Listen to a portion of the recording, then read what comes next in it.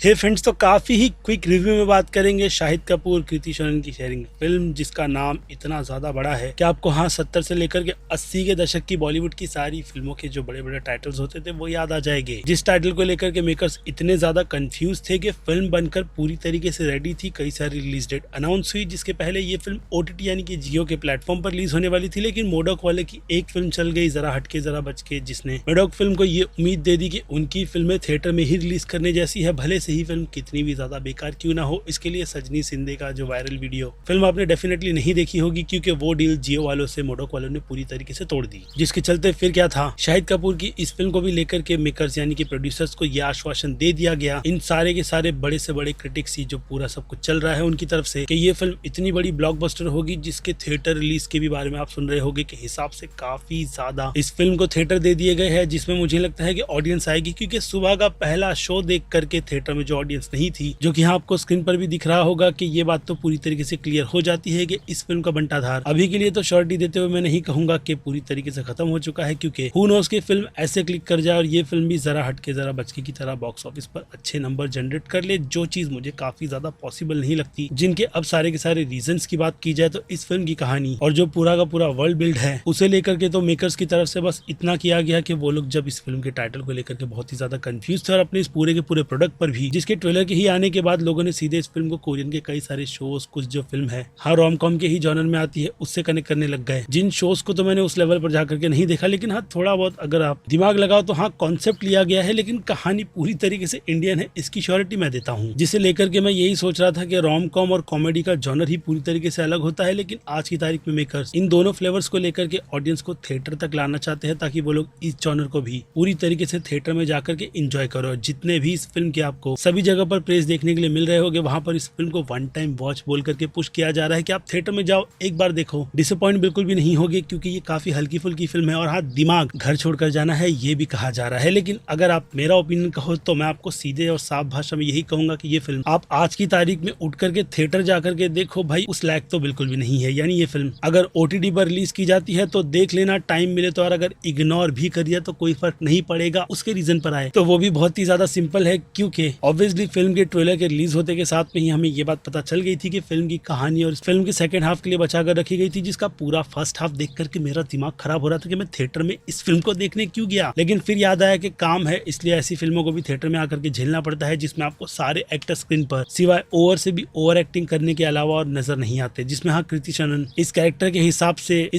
हिसाब से जो कहते हैं ना कि ओवर एक्टिंग करनी है क्योंकि वो रोबोट है, तो वो करते हुए अपने कैरेक्टर्स को अच्छा खासा जस्टिस दे देती है। अगर बुरा लगता है तो वो है शाहिद कपूर, जो कबीर सिंह के बाद वो अपना कहते हैं ना कि कमबैक नहीं कर पा रहे, और वो ऐसी फिल्म की स्क्रिप्ट चूज कर मुझे लगता है सिर्फ 40 करोड़ का बजट अंदर करते हैं, और कंटेंट के नाम पर अगर उनका अच्छा कंटेंट निकल कर आता है तो फर्जी, बाकी ब्लडी डैडी जैसा बेकार कंटेंट सिर्फ नाम बड़े और दर्शन छोटे करने के हिसाब से रिलीज कर दिया गया था OTT पर, जबकि वो फिल्म थिएटर में रिलीज होनी चाहिए थी। लेकिन ये फिल्म बिल्कुल भी नहीं, जिसके टाइटल को राघव के काफी कल्ट क्लासिक सॉन्ग से उठा करके फिल्म में लगा दिया गया और गानों को रीमेक भी किया गया, जिसके गाने भी मुझे इतने भी ज्यादा खास नहीं लग रहे थे, और ना ही ये पूरी की पूरी फिल्म, जिसके बारे में मैं आपको पहले ही बता चुका हूँ कि ट्रेलर में ही ये सारी बातें पूरी तरीके से इसलिए पता चल जाती है क्योंकि ट्रेलर काफी ज्यादा बड़ा था, और ऊपर से ट्रेलर में जितनी भी चीजें दिखाई गई है फिल्म में आपको उसी ट्रेलर का एक्सटेंडेड वर्जन देखने के लिए मिलता है। जी हाँ, एक्सटेंडेड वर्जन, जिसमें बस सारे के सारे एक्टर्स को स्क्रीन पर आना है, बड़ी फैमिली दिखाना है, जो शाम को बैठ करके गप्पे लड़ाती है, दारू शारू पीती है, गेट टुगेदर करती है, जो आज की तारीख में ज्यादातर तो देखने के लिए नहीं मिलता है। यानी कि यंग जनरेशन के लिए ये चीज काफी ज्यादा एलियनेटिक है कि फैमिली भी गेट टुगेदर कुछ इस तरीके का भी करती है। यानी कि ओल्ड स्कूल के इस पैटर्न में ये फिल्म हिसाब से इतनी ज्यादा घस गई है कि आपको कपड़े के छेद साफ साफ नजर आते हैं। बाकी अगर आप फैन हो तो आपका कुछ नहीं हो सकता, जाओ जाकर के फिल्म थिएटर में देखो, बाहर निकल करके बोलो कि आपने काफी अच्छी फिल्म देख ली। बाकी निब्बा निब्बी के लिए कॉर्नर की सीट काफी ज्यादा बेस्ट रहेगी, क्योंकि थिएटर खाली है, मजे करो। जिससे अगर थोड़ा बहुत टाइम बच जाए तो स्क्रीन पर देखोगे तो भी ये फिल्म वहीं पर चल रही होगी, कुछ भी चीज आप मिस नहीं करोगे। अगेन गारंटी मैं दे रहा हूँ। यानी कि अब इस फिल्म के बारे में और भी ज्यादा कुछ तारीफ करने जैसा मेरे पास तो नहीं है, क्योंकि ऐसे कॉन्सेप्ट को देख करके मैं बहुत ज्यादा बोर हो चुका हूँ, जिसमें अगर कुछ अलग ट्राई किया जाए, जो कि मोडॉक वाले करते ही है, तो हाँ आपको इस फिल्म में भी मैसेज मिलता है। लेकिन वो कहते हैं ना कि क्वालिटी कंटेंट नाम की पूरी चीज उन्होंने खिड़की से ही बाहर निकाल करके फेंक दी है, क्योंकि उनका फोकस अभी तो हॉरर के यूनिवर्स पर चल रहा है, जिसके चलते वो लोग इन सारे के सारे कंटेंट के साथ कॉम्प्रोमाइज कर रहे हैं। और अगर ऐसा कॉम्प्रोमाइज है तो मुझे लगता है आप फिल्में ज्यादातर तो OTT के लिए ही बनाओ, वो मुझे लगता है कि स्टूडियो के लिए काफी ज्यादा बेटर रहेगा, क्योंकि मिम्मी जैसी अच्छी फिल्म के बाद कृति सेनन ने एक से एक कहूँ या फिर ऐसी लेजेंडरी फिल्में फ्लॉप दी है, जिससे कि उनका करियर का ग्राफ पूरा डाउन डाउन हो जाना चाहिए था, लेकिन अब भी वो चल रहा है, जिसमें अब ये फिल्म भी कुछ भी नया प्रेजेंट नहीं करने वाली। यानी मेरी नजर में फुल ऑफ टाइम वेस्ट, जो कि अब मैं थिएटर में जाकर के करके आ चुका हूँ। इसलिए फिल्म के बाकी डायरेक्शन, इन सारी की चीजों की भी बात की जाए तो ट्रेलर में नजर आ रहा था, उससे ज्यादा कुछ भी नया, लिटरली कुछ भी नया इस फिल्म में नहीं है। इसलिए दूर रहो। अगर ओटीटी या फिर टीवी पर कभी भूले बिसरे फिल्म आ गई तो बैठ करके देख लेना, वरना मर्जी आपकी है। ओपिनियन मैंने दे दिया है इस फिल्म से रिलेटेड। इसलिए अब सीधे रेटिंग्स की बात की जाए तो सबसे पहले मैं बात करूंगा क्रिटिक्स की, जो कि हिसाब से ज्यादा इस फिल्म को इतना बेच रहे हैं कि स्टैंडिंग ओवेशन ये सब कुछ मिल चुका है। इसलिए उनकी नजर में तो ये फिल्म सीधे सीधे A+ का स्कोर करती है। मास ऑडियंस की बात की जाए तो मास ऑडियंस इस फिल्म को भी चलते फिरते अपने मोबाइल के स्ट्रीमिंग ऐप में ही देख लेगी या फिर जुगाड़ कर, जिसके लिए डेफिनेटली वो लोग तो थिएटर जाकर इस फिल्म को बिल्कुल भी इंजॉय नहीं करेगी। यानी उनकी नजर में ये फिल्म इतनी हल्की फुल्की है कि वो लोग इसे सीधे सीधे B- की कैटेगरी में रख देंगे। जिसके बाद बात की जाए मेरी, तो इस तरीके के कॉन्सेप्ट अगर मैं काफी ऑनेस्ट रखकर रेट करूं तो सीधे C की कैटेगरी में रख दूंगा, लेकिन अगर थोड़ी बहुत क्रिएटिविटी को ही ध्यान में रखकर इस फिल्म को रेट किया जाए तो C+ से ज्यादा मैं इस फिल्म को रेट नहीं करूंगा। बाकी आप समझदार हो, इसलिए वीडियो को एंड करेंगे यहीं पर। मैं हूं Aziz, movie stock show channel like share subscribe भूलना मत। मिलूंगा जल्दी दूसरी किसी वीडियो में। Till then